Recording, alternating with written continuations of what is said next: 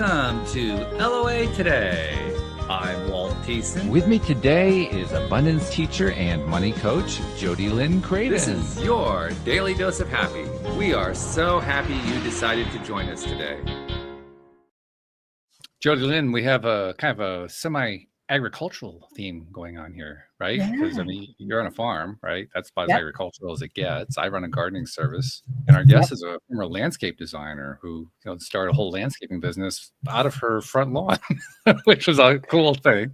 We're going to learn more about that. But she's also a business coach, and she's going to have some fascinating things to tell us about, I'm sure. Her name's Kristan Swan. She's from California, but she's currently connecting to us via Washington, D.C., and we're looking forward to getting to know her. So, Kristan, welcome to the show. How are you doing today? I am doing so well, thank you, and I'm so excited to be here. So it's good to be talking with you both. And yes, we have just in the couple of minutes we were talking beforehand, we've already identified several similar themes in our lives, cool. right? Yeah, I love it. It's really good. I know. It provides a sense of connection and continuity and feeling like we're kind of coming from the same space, which is really cool. Yeah. So give us a little bit idea of, how you got to where you were today and, how you've gotten to be doing what you're doing, and don't leave out any of the mucky parts because that's the fun stuff. Oh gosh, tell me about it, right? And well, I always joke that I consider myself an experiential learner, which means that I have to do things in order for them to actually stick as lessons, right? And in my case, that means usually multiple times. Right. For some reason, I am just not that person who can learn it once and then it's like, oh, I've got it. Right. I've got to do it again and again and again. And so where I find myself in this moment is actually leaning more into workshop facilitation. So really working with people in person with small groups. And I will go back to the really kind of the origin of this, and it's a very twisty turny journey, so stop me if you get confused. Sometimes I feel like I need a flow chart, right? And we can invent one if that would help you. I mean, I know, right? I need those visual aids. Well, and I'm also a visual person, so I always think about it as I'm kind of going through my storytelling in my brain, right? I'm these visual images are popping up, but hopefully my words can create the visuals for everyone here. That's a good thing. So, if you have this tendency to want to say, as you can see on the screen, remember that 98% of our listeners are audio only, so they won't be able to see the screen. So I'm gonna be really leaning into that vocabulary that hopefully has been. I'm a voracious reader. I love reading, so hopefully that has rubbed off into how I speak and describe things. But I'm an only child, and I grew up in a fairly. There was a good amount of chaos in my upbringing, and I spent. Gosh, I'm trying to remember now. Is it, I think, between 0 and 12 years old, I lived in, I think it was 8 or 9 different places. Wow. My family is not, they were not active military, so it wasn't a result that's of unusual. that. Yeah. I know, right? I mean, that is the assumption that usually most people make. No, and we were pretty much just moving all in within the same, maybe 15-mile radius. So it was all very, nice.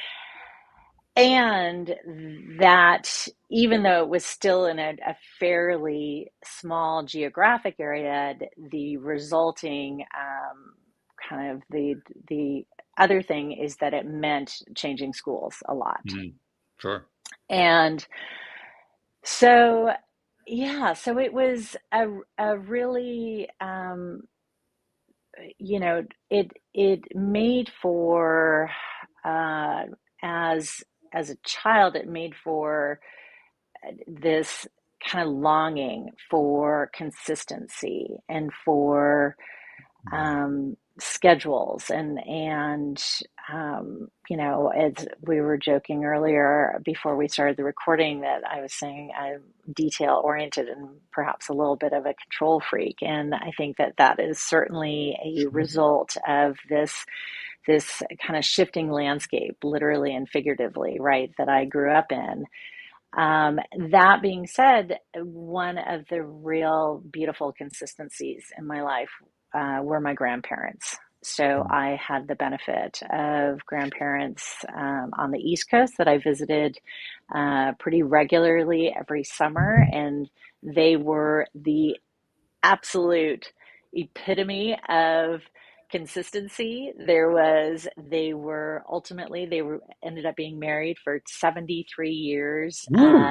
Wow. I know, they were just, they were each other's best friend. They Mm. were, you know, deeply respectful and loving towards each other. It was such a gift to be Mm. in their presence.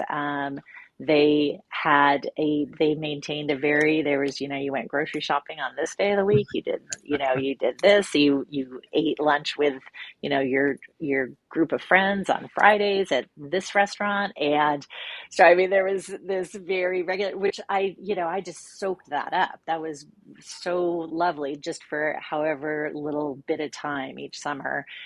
And I had another grandmother on the West Coast that I saw more regularly who provided stability in a way. She was probably more my partner in crime. She was a little bit of, she did like to get in a little bit of trouble here and there.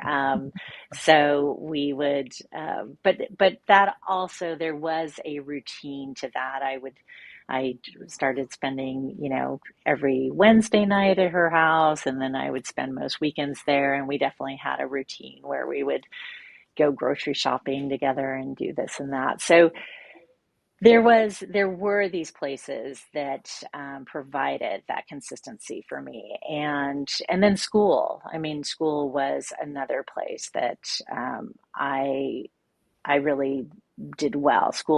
Thankfully, school was easy for me, and so that provided a lot of. I probably had an easier time getting to know the teachers because as an only child, and also moving around and being always the new kid, um, I was a lot more adept at relating to adults than I think I Mm. was my peers, right?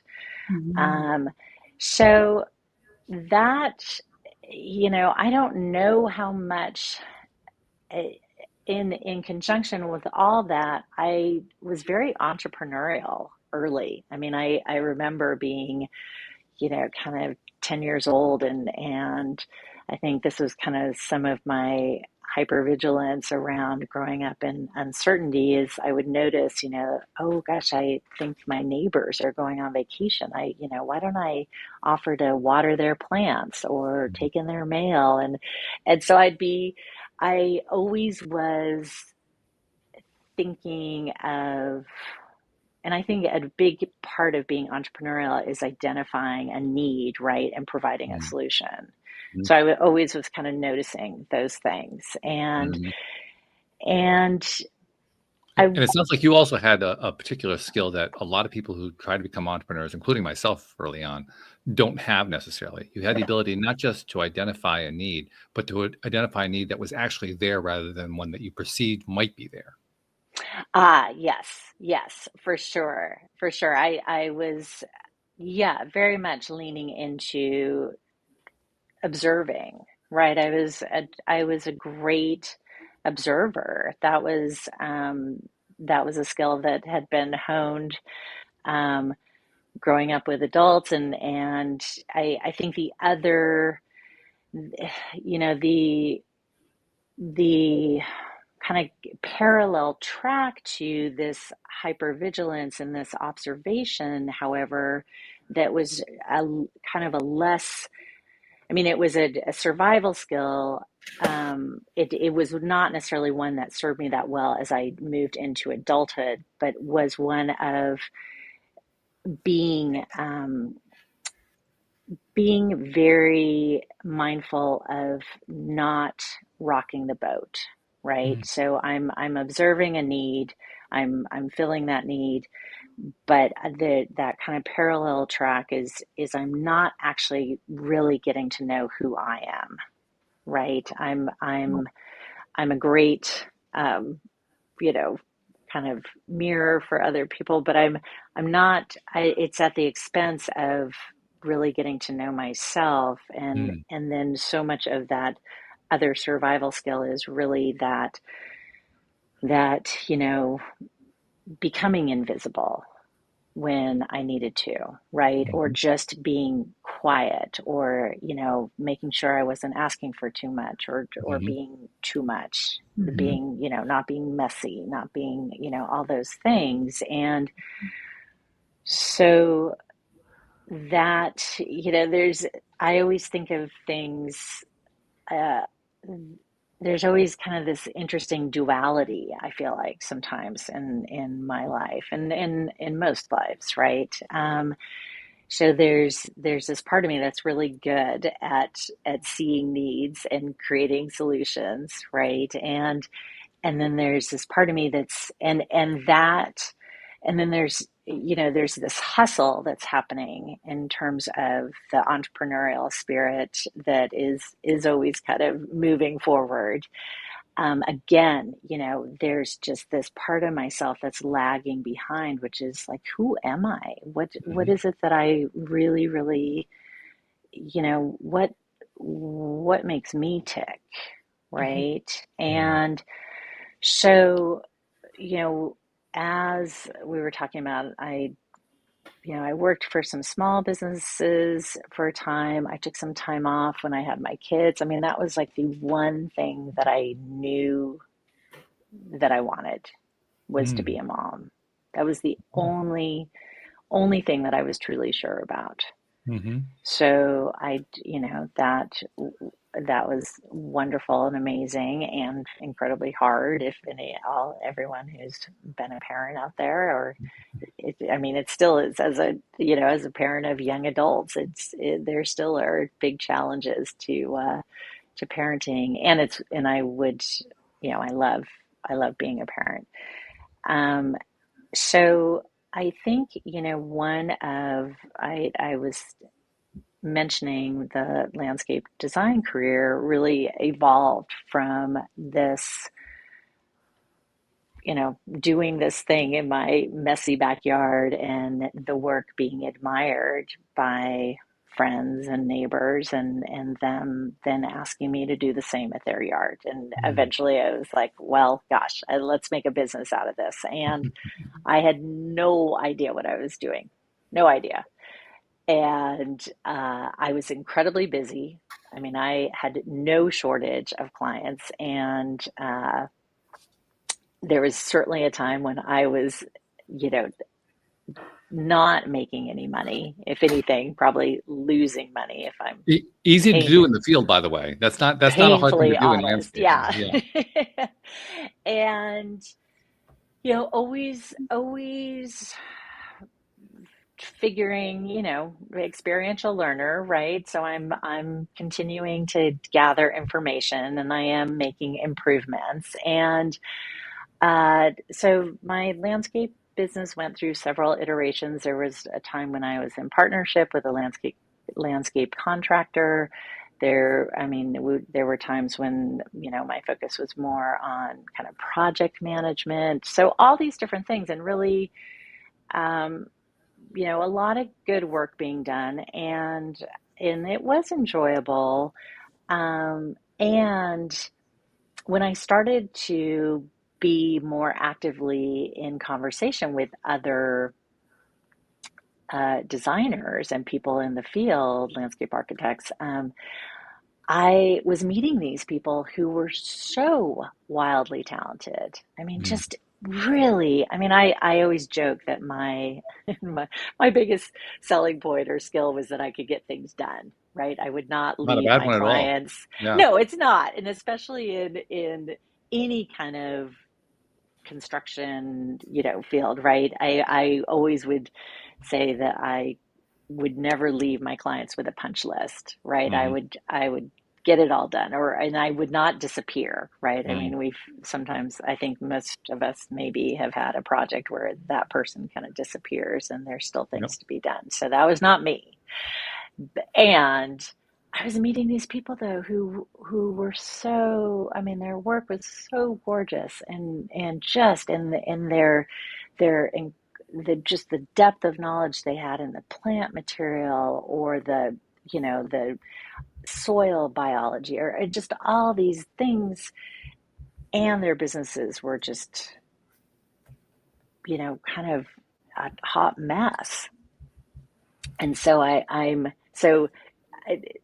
this is a to your earlier point of creating solutions and for things that people want versus or a perceived need, right? This was kind of one of those funny mixes of, you know, thinking to myself, well, I'm I'm going to become a business coach, and I'm going to coach all of these amazing, amazing professionals and assist them in getting their businesses kind of to match or in alignment with their talent, right? Yeah. Um, so I mean, what you're I, talking about doesn't surprise me, by the way. And for listeners who may not know what I'm talking about, it's a very common thing. I mean, obviously, I tend to work specifically with gardeners rather than landscapers more broadly, but it's also going to be true of landscapers as well. People who go into gardening, people who go into landscaping, more often than not, don't have a lot of business skill. What they have is the ability to work in the field, to do the work that is like you're describing, the creative work, the beautiful work, the work that just Mhm. amazes and so forth. Where they kind of fall off is because it's because it's an entirely different skill set, is how do you make the budgets work? How do you make the payroll work? How do you make the accounting work? How do you do the scheduling? How do you handle all that? That's the part that falls apart, which is why my company doesn't have any competition. We don't compete with landscapers. We just compete with gardeners, and there's none. There's no gardening competition because the gardeners don't know how to run a business. The only reason that we do is this business was originally started by my ex-wife, who was a gardener. I was the business Mhm. guy, and when she ran into a problem Mhm. with the business, I came in and worked the business part, and so it worked beautifully because of that. And then when we split up, I bought her out, and oddly now she works for me in the company that she originally started, Oh, which is, it shows how this funny stuff can work. But if you don't have that kind of thing going on, and you're somebody who is that creative type, who loves working with his or her hands in the field, in the mud, in the dirt, doing all that stuff, chances are you don't have that other skill set. Mhm. So what you're talking about is a well, big deal. It's one that occurs a lot. Mhm. yes, yes, it definitely occurs a lot. And I also, what I eventually noticed, because it was funny, because I see this need, right? And once I start approaching people and saying, I'm here to help you, Mhm. right? And I the people that I immediately thought that would hire me wanted nothing to do with me. So Mm. Yeah, yeah. I was so excited, because in my head I was like, I am going to work with primarily women. I'm working with these wonderful creatives, and I am going to assist them to just, really grow their business in a way that you know is a testament to their talent, Hmm. right? Hmm. And it was a little, not just, it was more than a little, it was kind of soul crushing to to have a very genuine um, desire to serve this group of people, uh, and that they didn't see what I was doing as having any value. And it Mm. was interesting. I think that there was a lot of feeling that it was, number one, an expense, not an Hmm. investment, Hmm. right? And that it was somehow it was going to take too much time, right? Or that it Oh was yeah. going to, and So I had to pivot because I was pretty committed at this point to doing the business Mm, coaching. I mean, what I realized in the course of all these different kinds of things that I did is that, the thing that I love doing is I don't have a very industry specific, love. What I have mm, is I have a love of supporting people in their success. mhm, Mhm. And so, I mean, whether that was working the design work that I did, either for landscapes or for even interior work that I did as well, that in and of itself was kind of a form of that, of supporting my clients in creating these successful spaces that were mhm. these wonderful places for them to relax or entertain or whatever their kind of Right. their desire was, right? Mhm. And then, and prior to that, I had managed a children's toy and bookstore, and so much of that was really assisting, the clients and also my little team of people that I was managing. So as I moved into business coaching, this was probably the most obvious translation of that desire to support people and kind of guide them towards success. And one of the things that I'm always very that I realize is like a word like success is one of those words that I call wallpaper words, right? And that's those words that we use so commonly that it's literally like wallpaper, right?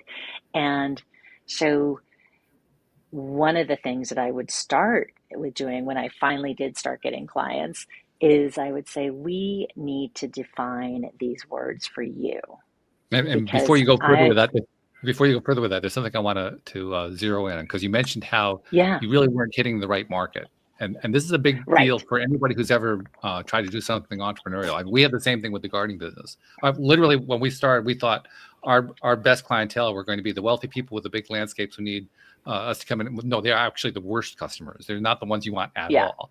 The ones we want were the ones with minimal, not tiny needs, but moderate needs. Moderate means, Hmm. and the ones who've been doing it themselves for years, which was not what we expected. Not what we Yeah. expected at all. So we had to learn to pivot to that. First of all, we had to find what it was. That Right. was quite a bit of doing to find that out. And then once we found it, then we had to figure out how to pivot over to it because it was a different set of needs. Yeah. And so Yeah. I'm curious, in Yeah. your case, I mean, you already had in mind what your ideal client was likely going to be, and it turned out to not be that one. How'd you find who your ideal client was? Yeah. Well, a lot of experiential learning. So Mm, a lot of missteps and doing, as you were saying that, I'm having these flashes of, you know, oh gosh, I mean, oh boy, like I'm reducing my pricing, right? So I'm thinking, mm, okay, got it. because I'm still trying at the beginning, I'm still trying to fit with the people Mhm. that in my head that I thought I Yeah, was going to fit with, right? right. So one of Yeah. the big I objections that think they do keep whatever it telling took. I me, mean, it was Yeah. yeah, whatever you is had to that do, you would just do it, right? it's too expensive. So I'm like, okay, so Yeah, I'm lowering my price, yeah. which doesn't really do Mm. anything, right? Well, it makes you Except poor. for, yeah, I was going to It say, does that except part it really makes you well. I mean, broke. Yeah, makes you broke, and slowly over time can also, you know, make you a little grumpy or a resentful. little? Um, yeah, A yeah. lot. And so, I I continue to reach out to people in the landscape industry. What I did notice is men were willing to hire me, which I had Mhm. not really thought. I mean, about so ended up working with a lot more landscape architects, just because of the way the you know gender falls out in that, and in this time that I was doing it, this was quite a, at least, gosh, more than a decade ago. Mhm. Um, and contractors, so Mhm. landscape contractors. Mhm. And then a funny thing, joining a networking group, and I'm a horrible networker. Um, but it was one of these groups where like you have to get up and say your thing or Yeah. whatever.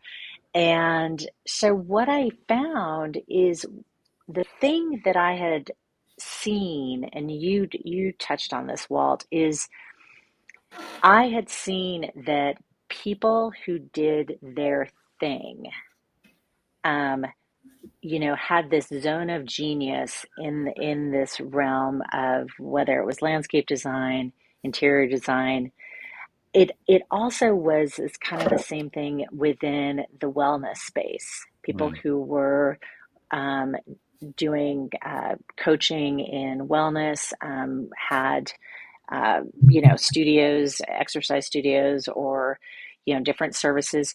So a lot of people or even people who were doing advising, so financial advising, or in the insurance industry, things like that.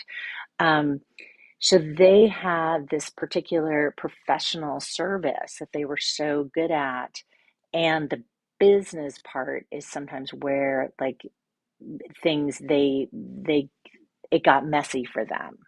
Jody So Lynn is sitting over that's, there. I don't know if you realize this, but she's sitting over there and nodding to herself because she knows exactly what you're talking about, right, you Jody know what Lynn? I'm talking about. 100%. Yes.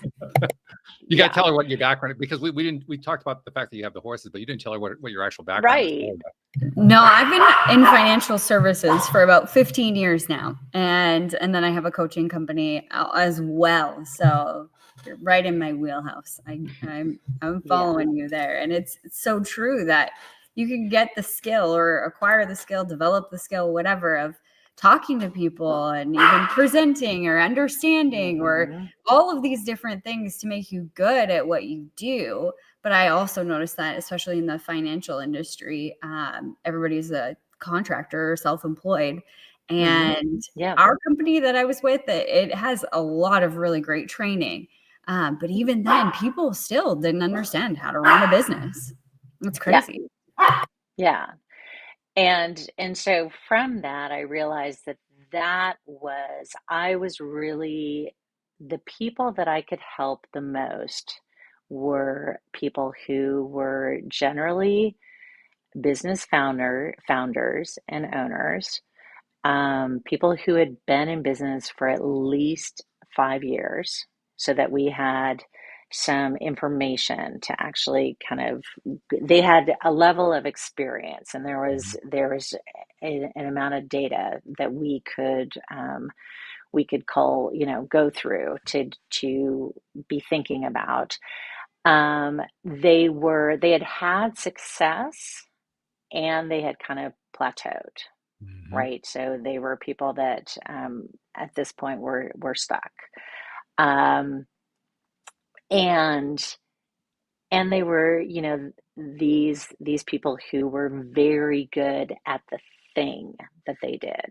Right. And so, from that, I um, was able to really have a lovely coaching practice. And eventually I did get some landscape designers Well, to good. Yeah, I come mean, on yeah, thank over. you for in Yeah. there too. No, it wasn't a complete bust. And But I'm just finding I, it fascinating. I mean, you end up in the same space that Jody Lynn is in, but she kind of went a different direction because she came in through the space directly. She's working within it.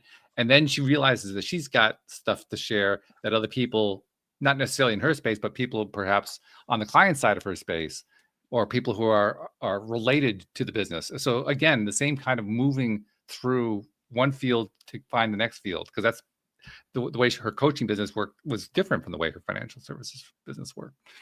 yeah, You have to yeah. my point is you have to kind of follow what reality is bringing to you, what the universe is bringing to you. And not get Oh, for stuck. sure. Like it's really hard to make that pivot and not feel like a failure or like, Mm. oh man, like even on the coaching side, I've noticed a huge difference. Like I was really great, or I am really great at the financial side of things, and even the business building side of things there. It's very easy for me to make money.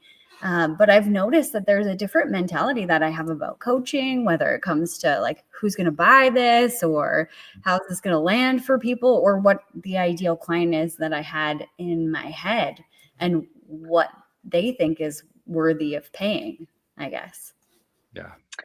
Yeah, it's well, and certainly for, it's interesting the different times, because I mean, when if I were to list my, I was in the restaurant industry for a while. I've worked at art galleries and, the children's toy and bookstore. I worked for a Wow. union for a while as a business agent. I've had these different businesses, and it's so funny because someone from the outside, and I've had people just flat out say this to me. They're like, well, like, I don't get what you do, and I don't, what is like, and what does this mean? Like that it's, I mean, clearly the implication, whether from their body language or just their actual language is poof. Like this is so, I mean, talk about messy and strange, and this doesn't make any sense to me. And there's no way that you must feel remotely successful, Interesting. Very interesting. And I get that, because unless you've actually lived through it, you don't really see how the connecting threads actually connect. Mm-hmm. I mean, for you, in your experience, all of the threads connect. That's one of the most fascinating things to me, that you can have a very disparate career leading up to a point where you end up in coaching or podcasting or whatever else you're doing. And somehow all of the different pieces feed into it in ways that you would have never expected. But Yeah. trying to get somebody else to understand that, forget it. You can barely explain it to yourself, let alone to somebody else. Yeah. Well, and I think also a big part of that, and this was one of the kind of something that I feel like was a real strength that I was able to bring into my coaching practice, was when I initially started doing landscape design. Here I am. I'm kind of by default making this business, and it's I I don't, I have my degree from, I have a, at that point in time I had graduated from a 4-year college, and I had a fine art degree, and I had a geography degree. Again, those totally made sense to me at the time, when I was there at school.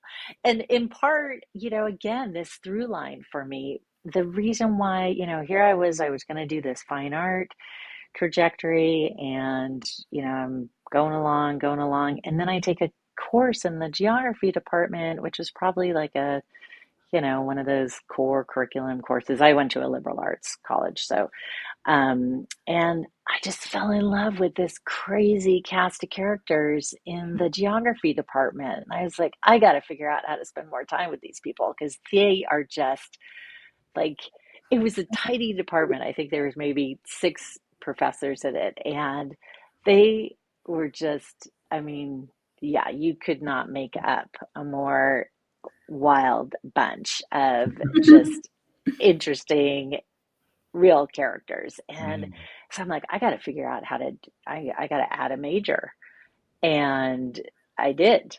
And even I was able to kind of like figure out a way, because as a fine art major, you had to do this final body of work, and it, and then you showed it, you actually hosted a show. And so I kind of conceived of this way to introduce space and place into my body of work. And that's and that's also how I was able to kind of get I did for part of my senior year, for this body work. I figured out how to go back to Southern California and do some work during the winter, get out of the winter months. And so, I was always, in my head again, I mean, I didn't feel like I was forcing these connections, but I did have to learn how to describe them to others, because especially in the academia, right, it had to make some sort of sense for them. Somewhere along the line, you have to kind of develop your elevator speech, as they call it. You have to find some way to shorten it down to one thing that you could say while you're talking to somebody in an elevator. And when you have so many disparate things going on, that's gosh, I have the worst. I know. I have the worst elevator. I'm like, oh gosh, can we go up and down and up and down and up and down? Because then maybe I can get maybe just, a quarter of my elevator speech out. So, Jody Lynn, did you ever have any success building your elevator speech? I never really asked you about that, but I'm kind of curious. I mean, I think on the coaching side, it's a little more difficult because it's a deeper conversation. So I coach about abundance and our relationship to money, and it's something that, you kind of had spoken to a little bit earlier, that we haven't defined these wallpaper terms. So like success and money, and the things that we're driving towards are sometimes societal beliefs or pressures, and we just get caught up in that storm. So I find like that I'm not as good with the elevator speech on the coaching side of things, but I had it nailed with the financial side of things. But it was more of like I was taught to do like a disturb and intrigue or whatever. So I'd be at random barbecues and I'd be like, hey, did you know that, this account is fully taxable when you die? It's like you took it all out that day. Did you know that? And people are like, what? And then I'd walk away and they'd be like, no, wait, come back. All right, great. And then I could have the up and down conversation of the elevator, because now they're like, no, don't leave. I want you to tell me. So I would just say things that would like shock and awe people of like, I never heard that. What are you talking about? So you figured out how to get them to push the button to close the elevator door. Exactly. I know. You are my hero. Well, thank you. But only on that side of things. Because I know that there's a great need for the education around finance, but there's also a lot of like raw emotion. People are, pissed off at the banks, and they're pissed off about their financial situation or whatever, that they never got that education. They don't really understand. So when you hit them with like a hot button that gets them like, what? The day I die, everything's deemed disposed, like this account. And it's like, I used all of that money. That's my final tax return. Yeah, that's right. And it would piss people off. So they want to say more. What do you mean? How do you figure it out? What do you do instead? So they would be like following me around different parties because I was able to push a button with them. And I was good at that. I'd be like, okay, I'd welcome the conversation. And I'm sure that you could do that with all industries. I just never figured out the right language. Well, gosh, I mean, I just feel like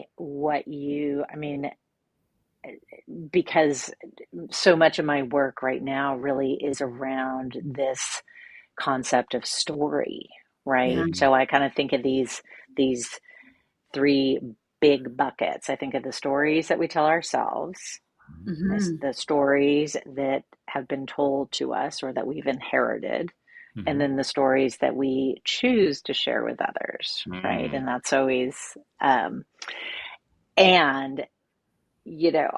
listening, and I mean, your money story, right? I mean, hits all of those pieces. Oh, yeah. Absolutely, it does. So, I mean, that is, everyone has that, I mean, they have the stories that they tell themselves about money, right? I mean, they have their inherited or the stories that are being told to them, the societal stories, and then what are they choosing to share? Absolutely. So that's a big deal. That's a very big deal, because we as human beings need to have that kind of structure in order to make sense out of what it is we're talking about. And that's on both sides of the coin. I mean, we're talking here about how important it is to be able to communicate to somebody else with the idea that we're trying to find a client, but it's on the client side too, they need to be able to do the same thing. And like you both were alluding to, it's not a common skill. It's a skill you have to learn. Yeah. I mean, especially if you don't go into some sort of an entrepreneurial field, it's going to be much harder to learn it, because what are your opportunities going to be? Maybe the next time you ask for a raise, that's about the only one I can think of. There aren't a whole lot of them where you get to just go out there and try to make your elevator pitch because you don't have a need for one. So when you actually find yourself needing one, like, well, I don't know how to do that. I don't even know how to go up to people and talk to them. That's another big thing, is like, how do I even find somebody to talk to? And for me, in the financial side of things, when I first started in the business, I was really, really, really shy. And I actually made a commitment to myself, because I can be outgoing and funny and, everything. And I have a brother who I'm really close with in age, and we were really close at that time, especially. But he was like the funny guy, and everybody loved him, and like larger than life and everything like that. So I had this story of like, we can't both be that way, that we can't, which I see now as ludicrous. But when I entered into financial services, he wasn't a part of that world. It was just me. And so I literally walked through the doors and I made a commitment that I was going to be outgoing and courageous and all of these things that I really wanted to be. And when it came to talking to people, I don't know whether it was just, I was 26 years old and I was in a tight spot and I needed this to work. And so I just became fearless, or I don't know what it was, but I was crazy, like crazy. I would play a game with one of my friends where we would walk in the mall. We were both in the business trying to, prospect people or whatever. And we would push each other. And I mean, like physically, like you go now and you pick one person and you push them in that direction. Yeah. You have to go talk to them. So I had to talk to a police officer writing a ticket.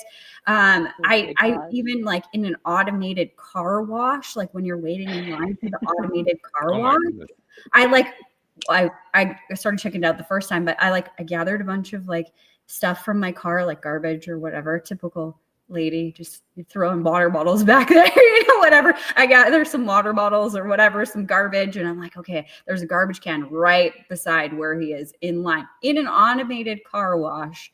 And it's winter. So Canadian winter, it's cold.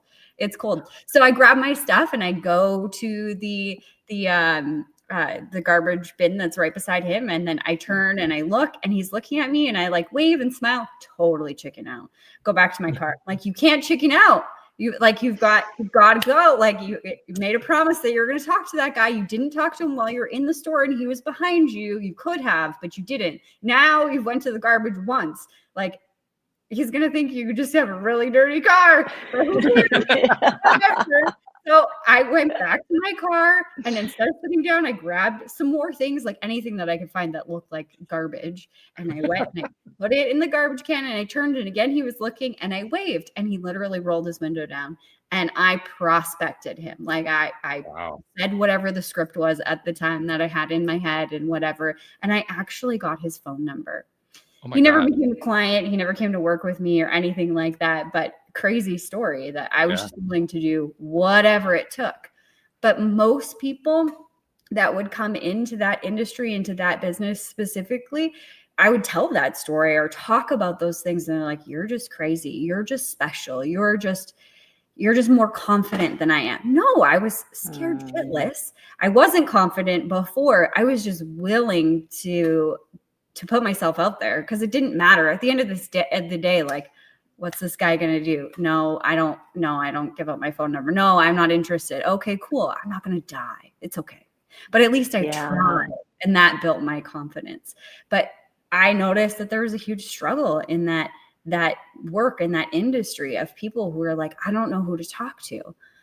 I was relentless in that way. And I think that really helped me gain confidence, but also that business acumen of like, how do you talk to people? How do you start the conversation? How do you keep it going? How do you develop a relationship with somebody that's brand new?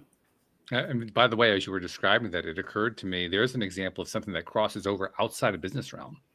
Yeah. Because you were describing how difficult it is to go up to somebody you don't know and start a conversation, which is exactly what many single males have trouble doing if they're Yeah. trying to, they see a single what they hope is a single female, and they want to try to approach her and try to get a conversation going.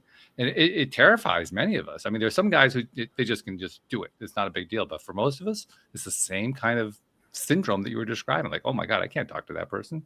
Yeah. What if she accuses me of rape? What if some horrible thing happens? I get arrested for harassment or something.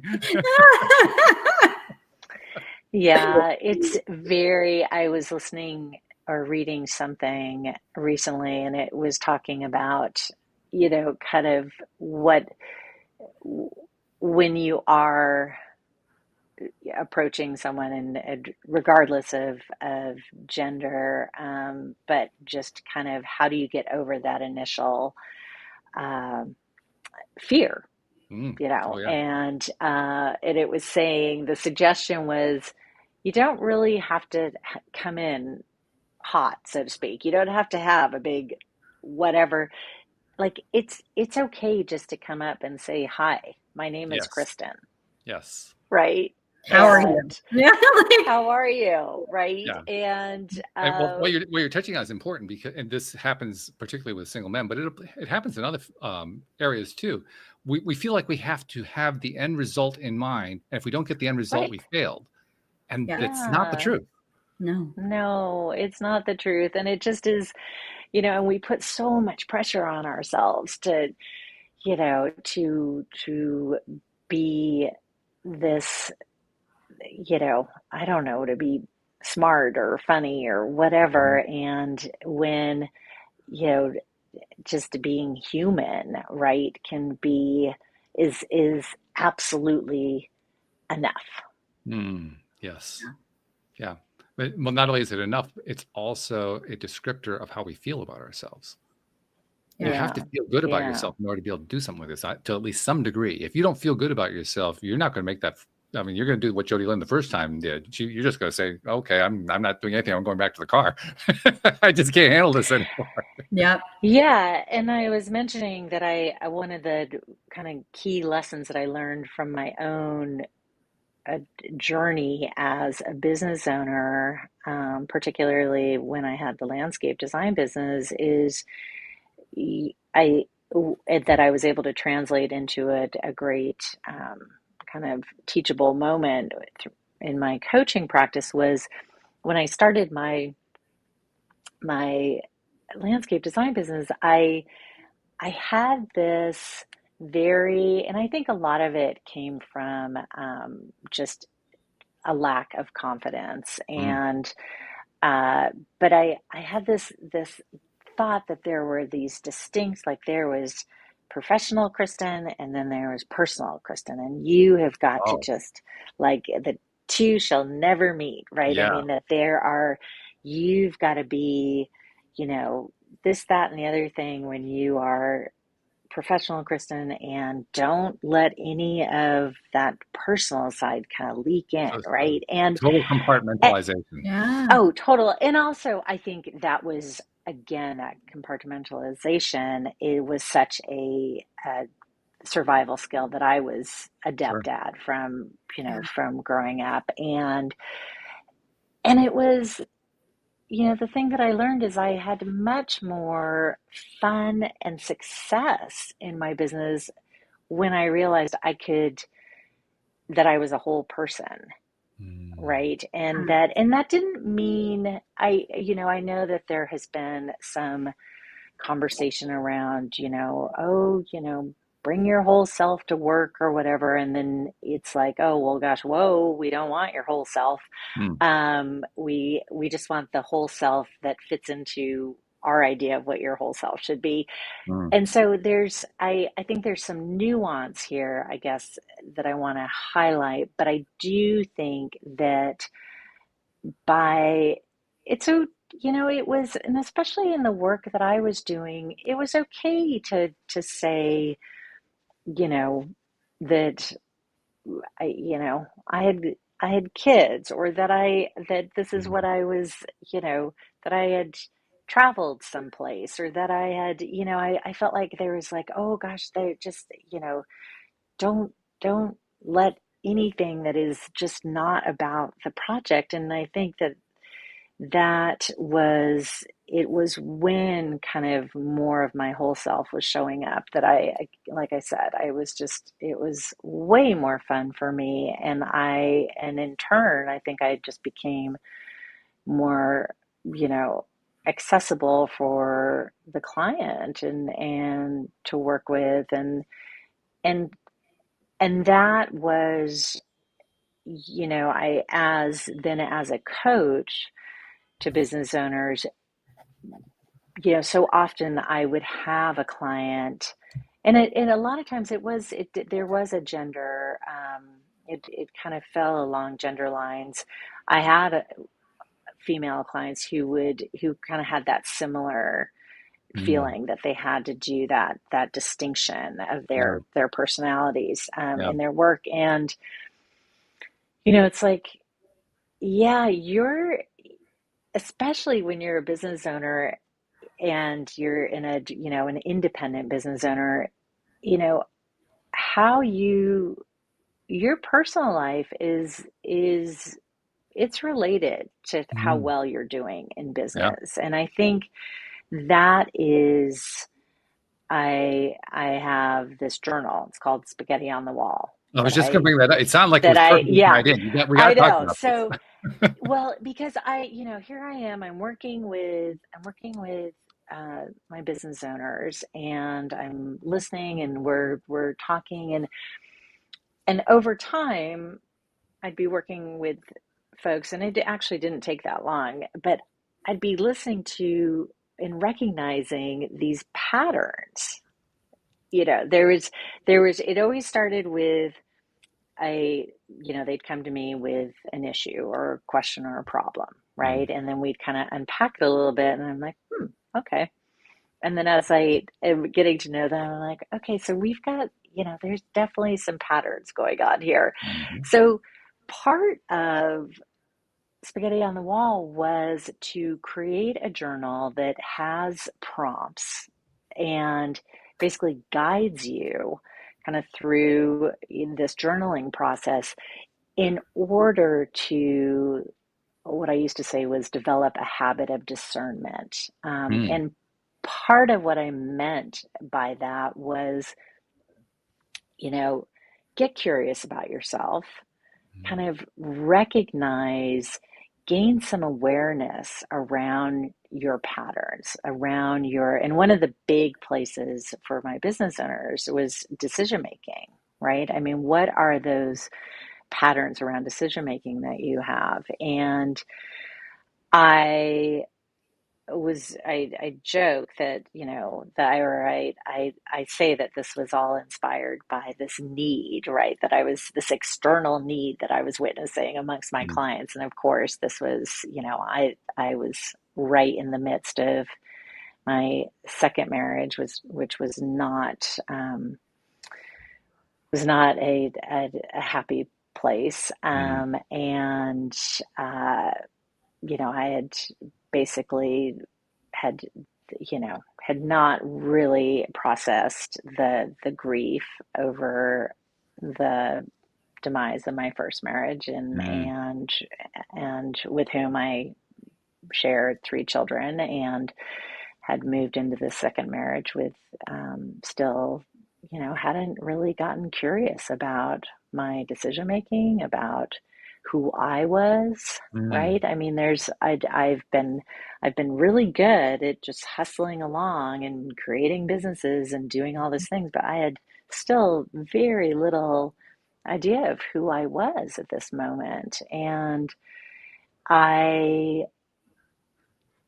Spaghetti on the Wall is one of, and it's a really, and it's,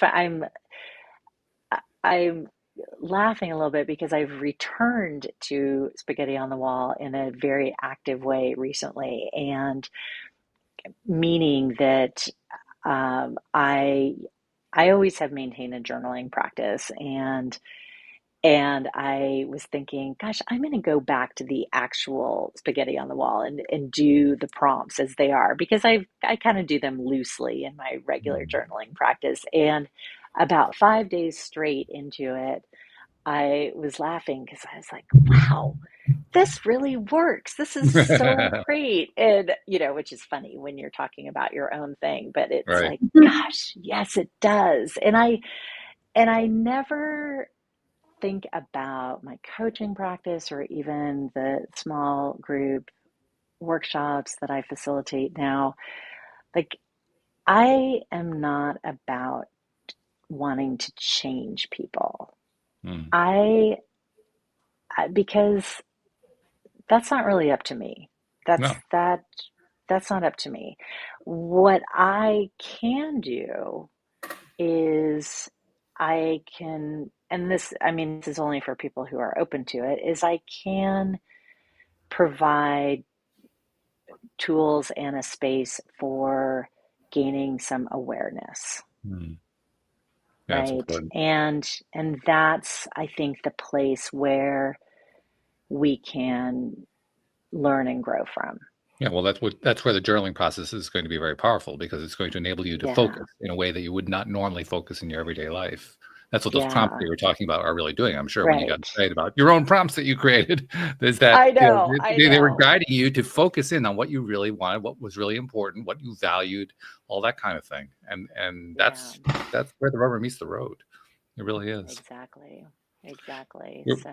We're running out of time, and unfortunately, that means we have to kind of draw it to a close. But we have a few things we'd like to do before we do that. First and foremost, for somebody who wants to work with you, or maybe they want to find out about spaghetti on the wall and how all that works, we got to direct them. How do we find the way to Kristan Swan? Well, the best way is you can visit the website. So there is kristanswan.com. And on there, you can find ways to contact me.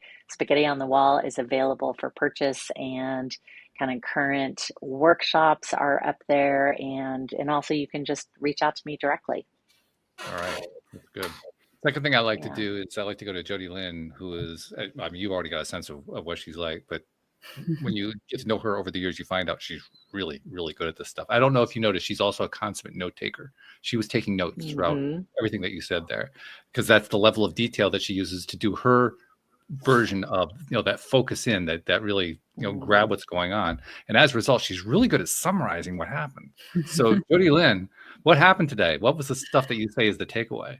Oh man, I think the biggest takeaway for me is the reminder that our path is never really linear, and that a lot of times, when I look back at all the different, left turns or right turns or crosses in the road that I've had, I can see how each one of them was a building block to get me here. And I'm so grateful for this moment. But I think this conversation was that reminder that you're never really lost or off track.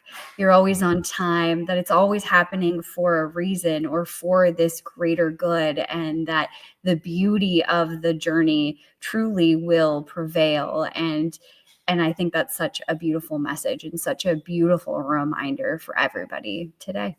So thank you, Kristan. Oh, thank you. Yes, I wholeheartedly agree with your summary. Thank you for saying that all so beautifully. She's really good at it. I mean, she does it beautifully every time. It's an amazing thing. Absolutely. Yeah. Final thing I like to do with every show, something I started a few years ago. I have an IT background. That's where my own career path. I mean, to be running a gardening service seems absolutely bizarre, but that's where I ended up. But the point is that with that IT background, I'm also very cognizant of what happened over the last 25 years, 30 years or so, the rise of the internet, the fact that we can do this kind of a conversation here. I mean, you're in DC, I'm in Connecticut, she's up in Alberta, Canada. It's like we're in the next room. I mean, it's something that was 30 years ago impossible. Today, we take it for granted. It's nothing. It's no big deal. Yeah. We have the social media. We have all the different ways that people are able to create courses and self-publish and all this kind of stuff. And then they do podcasts with us to share the information, and people are picking up on this stuff, and they do YouTubes, and it's like, whoa, oh my God, there's this major explosion of stuff going out there. And in the process of doing all of that, we're sharing stuff. I mean, you're sharing, the skills that you've learned over the years, the ideas, the concepts, the great takeaways. You're sharing them with the public that you, most cases, never met, never saw, never will know. And that's where I noticed there's a gap that didn't exist 30 years ago, because we don't get credit for that. So, Kristan, on behalf of those people you've never met, never seen, never will meet, never will see, who you've been helping in ways you didn't even know about just by sharing all this stuff, on their behalf, thank you for what you're doing, because you're making a difference in this world. Thank you so much. Well, and thank you for your part in bringing this message and other messages out into the world. Yeah, my pleasure. It's Well, very we love it. appreciated. It's fun. Yeah. So thank you much. Thank you to our podcast listeners everywhere. And we will see you all next time here on Elevate Today. Goodbye, everybody.